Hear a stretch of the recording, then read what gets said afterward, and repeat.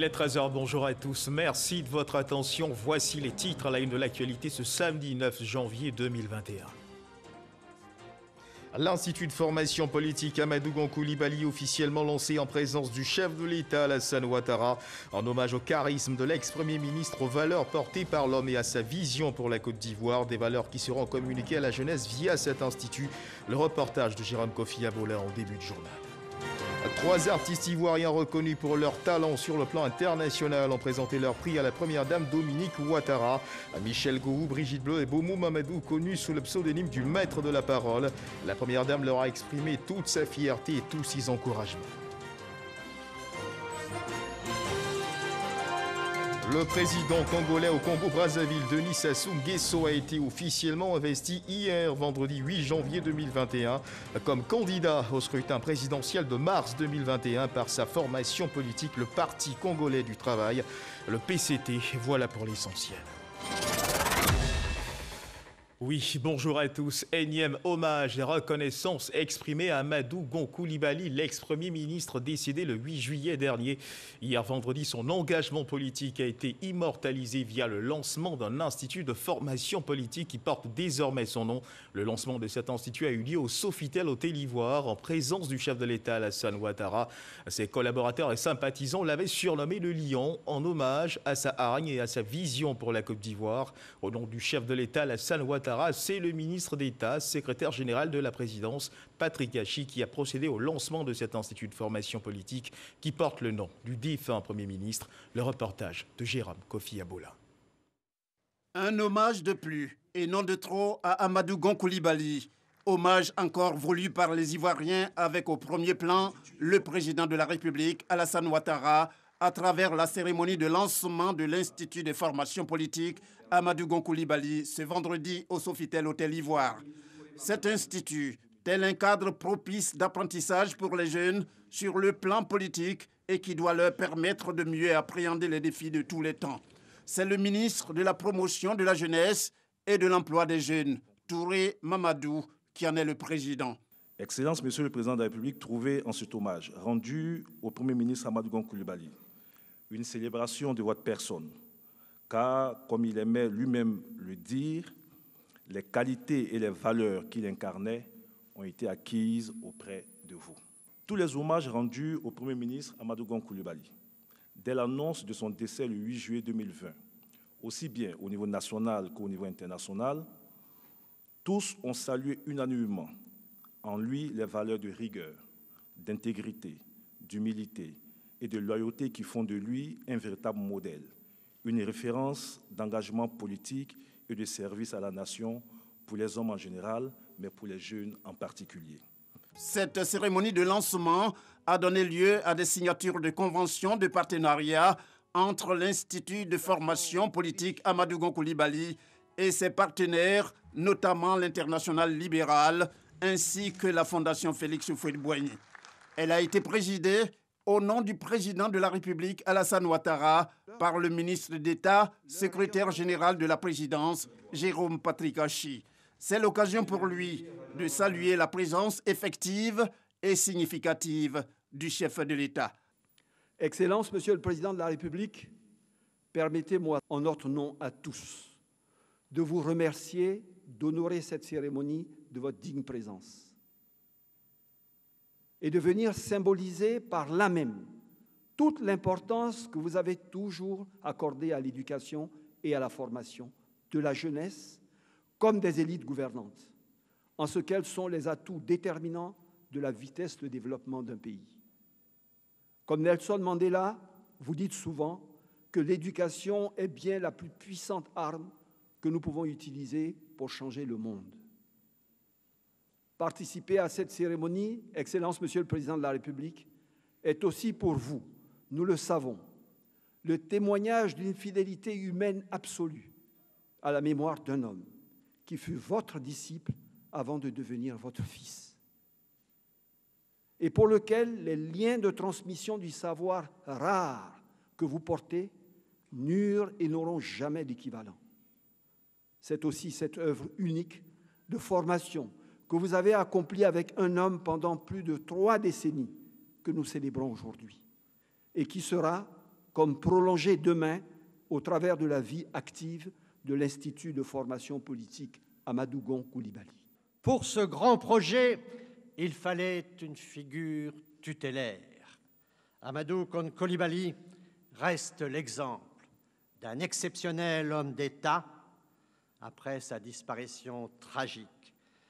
Disparition pour beaucoup d'entre vous, je le sais, douloureuse. Retenons ses directives, retenons ses valeurs, retenons ce que nous pourrions appeler ses points cardinaux. 4 points majeurs pour moi: le cap, la perspective, les moyens, le comportement. Et chaque fois qu'une cérémonie se fait autour de l'ancien Premier ministre Amadou Gon Coulibaly, la qualité des invités n'a jamais fait défaut. C'est donc, à juste titre, que la cérémonie de lancement de l'Institut de formation politique Amadou Gon Coulibaly a enregistré la présence d'anciens chefs d'État et de gouvernement qui connaissent bien l'illustre disparu. Tous, ils ont respectivement saisi l'occasion pour porter des témoignages sur sa grandeur en tant que serviteur de l'État. Pour eux, Amadou Gon Coulibaly reste l'homme du bon service, un grand visionnaire ne tenant qu'au travail bien fait et avec une humilité sans limite. Et un autre engagement a été honoré, mais cette fois un engagement au service de la culture. Des artistes, comédiens et paroliers ont été reçus par la première dame Dominique Ouattara après avoir porté haut l'étendard des couleurs nationales sur le plan africain. Il s'agit de Michel Gou, Brigitte Bleu et du parolier Boumou Mamadou, distingués sur la scène africaine au cours de l'année 2020. Michel Gou et Boumou Mamadou, primés en octobre dernier lors de l'édition 2020 du prix africain du développement à Kigali au Rwanda, et Brigitte Bleu qui a elle reçu les prix de la meilleure série francophone et du meilleur scénariste à Abuja au Nigeria avec la série télévisée Les Larmes de l'amour. La première dame Dominique Ouattara qui n'a pas manqué de les féliciter. Mahama Traoré. Michel Gou, primé meilleur humoriste africain, et Boumou Mamadou, meilleur parolier africain. Tous deux sont lauréats de l'édition 2020 du prix africain du développement qui s'est tenu le 20 octobre dernier à Kigali au Rwanda. Autre personnalité de la culture ivoirienne honorée sur une scène internationale en 2020, l'actrice et scénariste Brigitte Bleu, lauréate à Abuja au Nigeria de 2 prix. Les 3 lauréats sont venus présenter leur distinction à la première dame de Côte d'Ivoire, Dominique Ouattara. C'est à Abuja, au Nigeria, que j'ai eu les 4 prix à Zafa, le prix de la meilleure série Afrique francophone, le prix de la meilleure scénariste Afrique francophone et les 2 autres prix décernés à mes acteurs. Merci à vous, merci pour le soutien et nous allons toujours continuer de travailler d'arrache-pied afin que d'autres lauriers puissent suivre.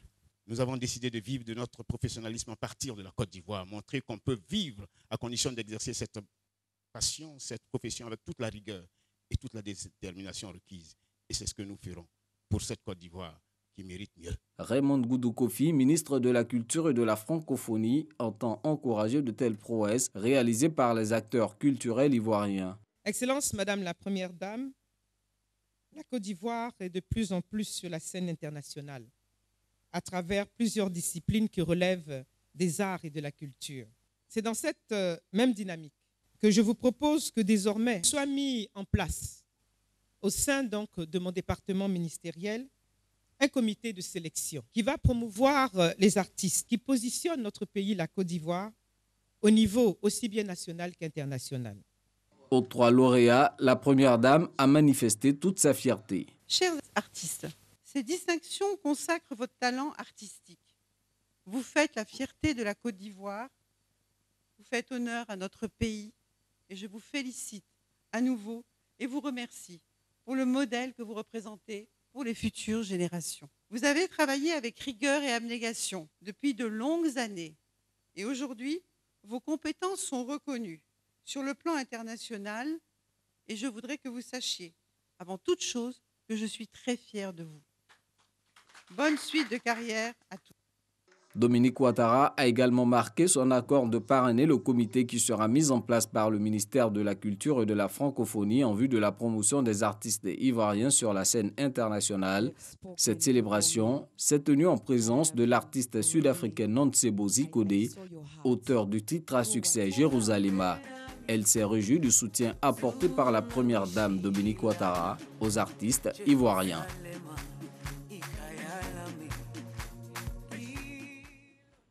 Voilà.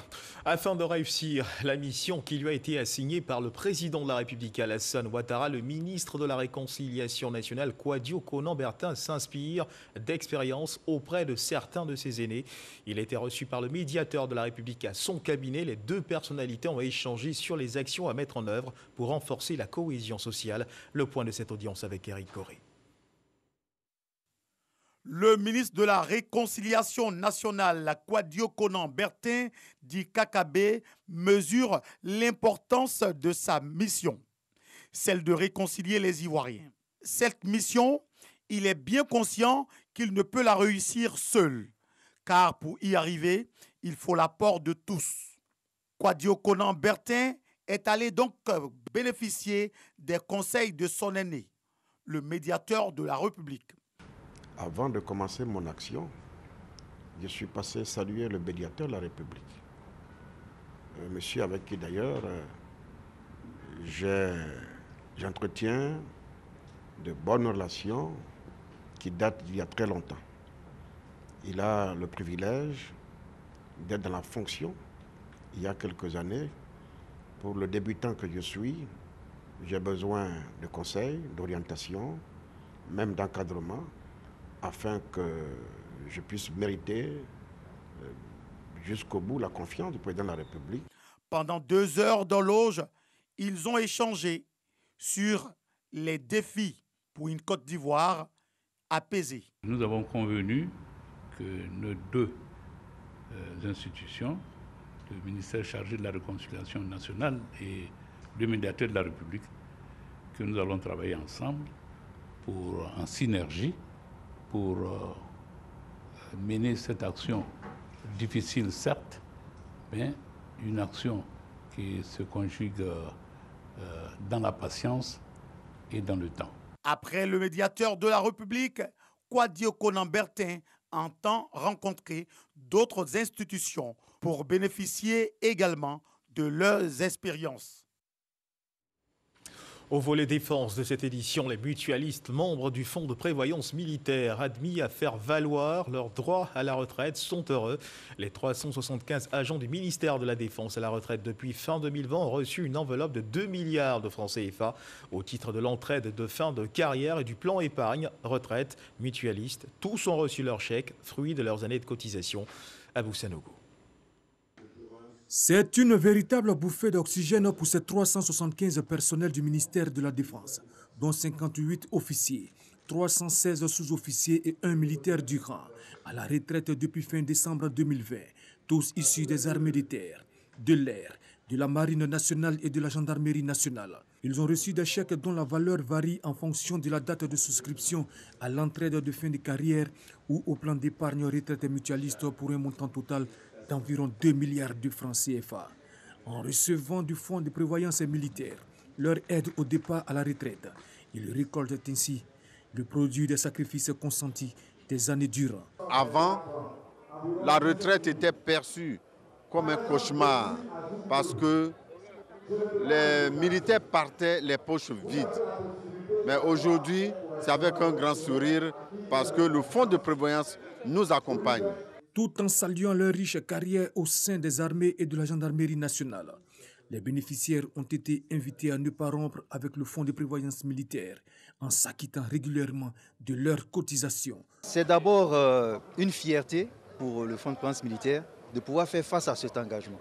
Parce que c'est quand même 2 milliards de francs CFA qui ont été mobilisés pour pouvoir payer les aides au départ à la retraite. Donc c'est une satisfaction, c'est une fierté, c'est une grâce pour la direction générale du FPM et puis pour tous les collaborateurs qui travaillent au quotidien à faire fonctionner cette mutuelle sociale. C'est une nouvelle vie qui commence. Sachez faire bon usage des fonds que vous recevrez aujourd'hui. Que Dieu vous accompagne dans cette merveilleuse vie qui commence. Les cotisations plan épargne retraite mutualiste sont mensuelles et fixées en fonction du grade. Elles sont retenues à la source. Le Fonds de prévoyance militaire a pour mission de faciliter aux militaires et gendarmes et à leurs familles l'accès à des soins de santé de qualité et d'améliorer leurs conditions morales, matérielles et sociales. Un reportage signé Abou Sanogo, et pour mieux profiter de ces moments de repos après plusieurs années de bons et loyaux services au sein de l'armée, il leur faudra également redoubler de vigilance car la Covid-19 continue de sévir en Côte d'Ivoire.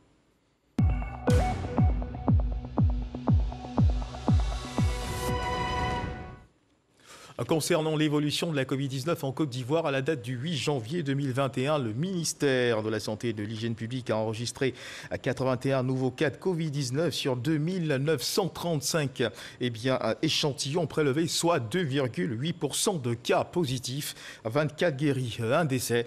La Côte d'Ivoire compte donc à ce jour 23 254 cas confirmés, dont 22 325 personnes guéries, 139 décès et 790 cas actifs.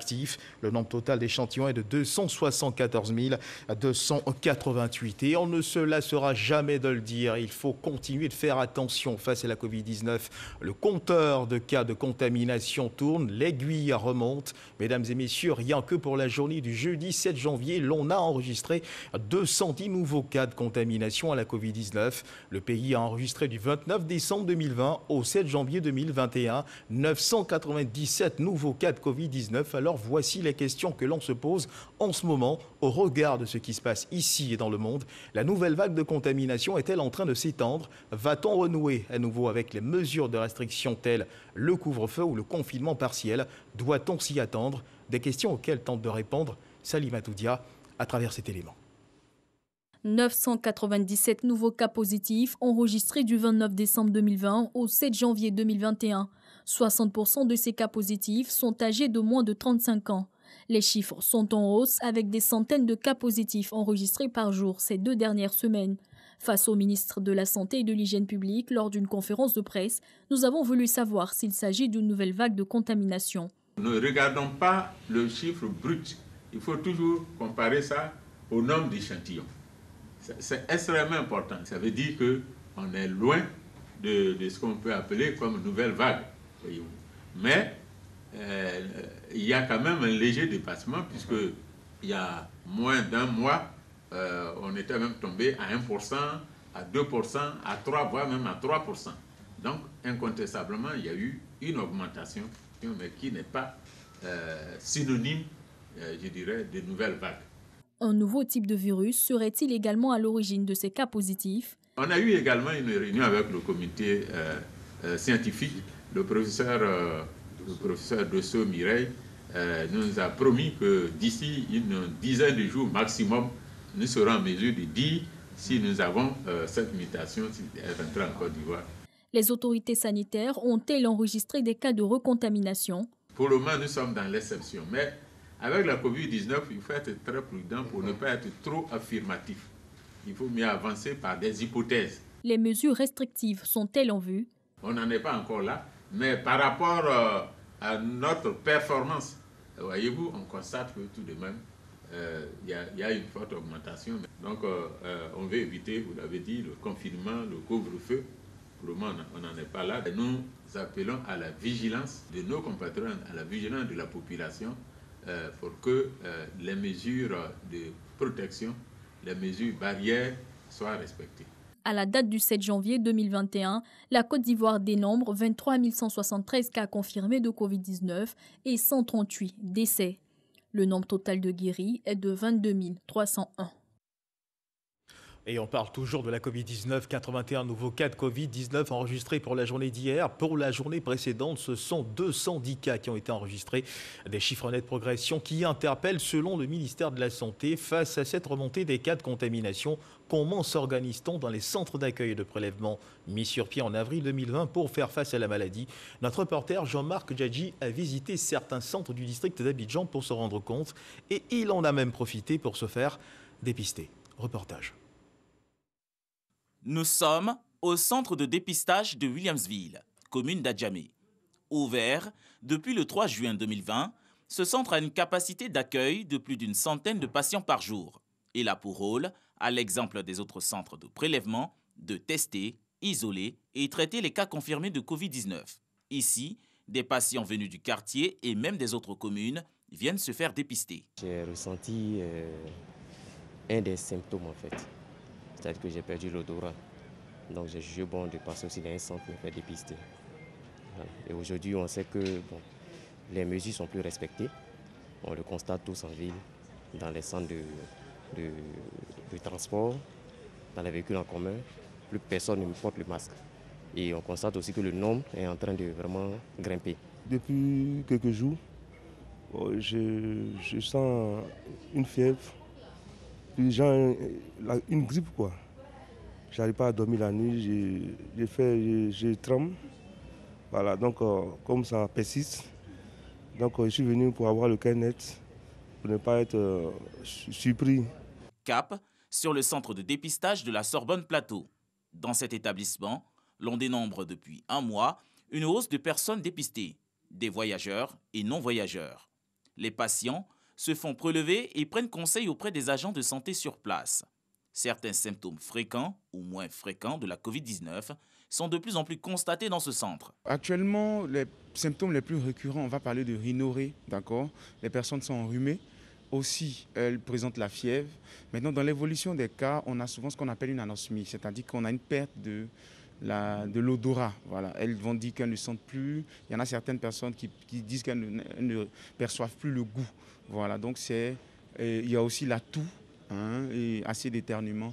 Donc c'est en somme les différents symptômes qui sont fréquents dans notre centre de dépistage. Dans ce centre de prélèvement de Marcory, 300 personnes se font dépister par jour, soit une hausse de 75% selon la direction. Il y a beaucoup plus de cas positifs. De ce fait, ces personnes-là, ils sont restés en contact avec des sujets contacts. Et donc, à cause de ces cas positifs qui s'augmentent, viennent également se faire tester. Donc du coup, il y a une affluence. Aussi au centre, le taux de positivité peut se lever à 20%. Les centres de dépistage et d'accueil de la Covid-19 s'activent et restent en première ligne de lutte contre la propagation de la maladie du coronavirus. Les cas confirmés sont en hausse, selon le ministère de la Santé et de l'Hygiène publique. Le district d'Abidjan reste l'épicentre de la pandémie. Les populations sont invitées à respecter les mesures barrières afin d'éviter les risques d'une nouvelle vague de contamination. Et mesdames et messieurs, qu'est-ce qui pourra expliquer cette remontée des cas de contamination? Première hypothèse, un relâchement dans l'observation des mesures barrières.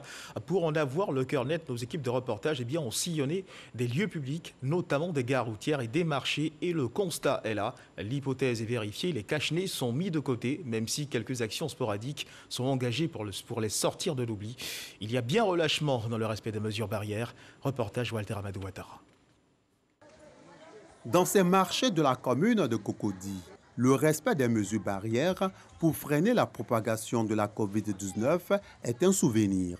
Clients et vendeurs se côtoient sans crainte. Commerçante, Myriam prétend avoir un cache-nez, mais à la vérification, elle le cherche en vain.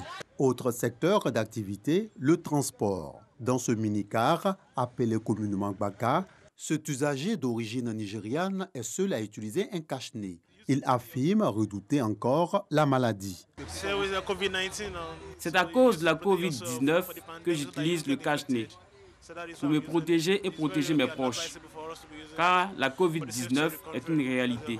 Pourtant, d'autres usagers de mini-cars ou taxis, ainsi que des acteurs du transport, trouvent des explications au non-respect des mesures barrières. Je n'ai pas de cache-nez parce que je n'ai pas pris les mesures de précaution pour en avoir. Pourquoi? Voilà, pourquoi? Bon, faut pas que je vais vous mentir. Hein. Il y a un peu de laisser aller. Voilà, c'est la vraie raison même qui est là. Dans notre milieu, on n'a en aucun cas refusé de porter les cache-nez. Mais le problème, c'est que de façon administrative, quand vous allez dans les entreprises, dans les sociétés, on vous demande de porter le cache-nez. Il n'y a pas de quoi. Mais de façon individuelle dans les rues, ça ne se fait pas. Comme je vois que la plupart à Abidjan, les gens ne portent plus, on ne se lave plus les mains. Donc voilà, sinon moi, je porte toujours. Le Haut Conseil du patronat des entreprises de transport assure avoir pris conscience de la situation. Nous constatons malheureusement qu'il y a un relâchement à tous les niveaux dans l'observation des mesures qui ont été édictées par le gouvernement. Il s'agira pour nous de reprendre notre bâton de pèlerin comme nous l'avons fait lors de la première vague pour aller dans les gares routières pour expliquer que la Covid-19 n'est pas partie. En attendant sur le terrain, le chef de la nouvelle gare routière d'Adjamé essaie tant bien que mal de mener des actions de sensibilisation. La campagne, c'est de tout sensibiliser les transporteurs, respecter les mesures barrières, obliger chaque passager à respecter, comme nous l'avons fait dans le mois de mars-avril, permettre à chaque voyageur un cache-nez de se laver les mains avant de monter dans un car.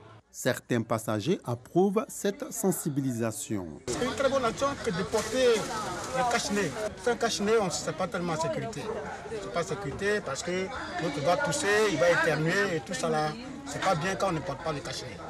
Donc on demande à tout le monde de porter le cache-nez et de respecter les mesures barrières. Le mercredi 6 janvier 2021, la Côte d'Ivoire comptabilisait 22 963 cas confirmés de Covid-19, dont 22 212 personnes guéries, 138 décès et 613 cas actifs. Face à l'augmentation des cas, le gouvernement réitère les mesures barrières. La distanciation d'au moins 1 mètre entre individus, le lavage régulier des mains, le port du cache-nez dans les lieux publics demeurent, entre autres, des mesures encore d'actualité pour freiner la propagation de la maladie.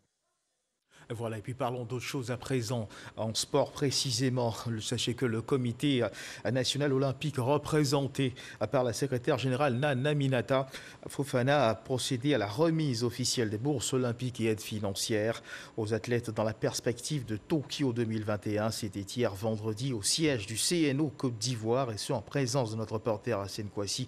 Nous y reviendrons certainement dans nos prochaines éditions. En boxe, le tout nouveau champion intercontinental de boxe poids moyen, l'Ivoirien Youssouf Doumbia, a été reçu par le chef d'état-major général des armées après son sacre du 18 décembre 2020. Pour le général de corps d'armée Lassina Doumbia, il s'agissait de féliciter et d'encourager ce modèle de réussite sportive, mais également de le prodiguer des conseils pour la suite de sa carrière. Abou Sanogo. Youssouf Doumbia a décroché dans la soirée du 18 décembre 2020 la ceinture intercontinentale IBA, International Box Association, après avoir battu au point l'Argentin Abel Nicolas Adriel. En 2019, il était sacré champion d'Afrique.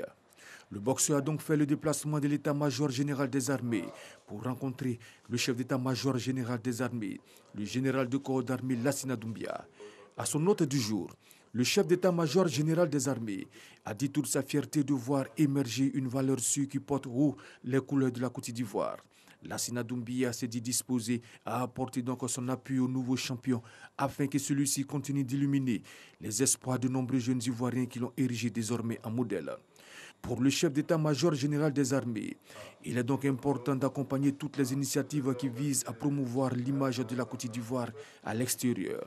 Il a remis à son hôte un souvenir constitué de ses armoiries personnelles. La boxe et l'armée ont des valeurs communes, à savoir la patience, l'endurance, la résilience, la combativité et l'esprit de loyauté. Et c'est donc à ce titre que j'ai souhaité recevoir le nouveau champion intercontinental, le boxeur Youssouf Doumbia. Youssouf Doumbia, pour sa part, a dit sa fierté d'être reçu par une autorité militaire. Il lui a exprimé sa reconnaissance pour les conseils prodigués. Non, franchement, ça me va droit au cœur, ça me fait plaisir. Avec tous les conseils qu'il m'a donnés, je pense qu'on va arriver encore.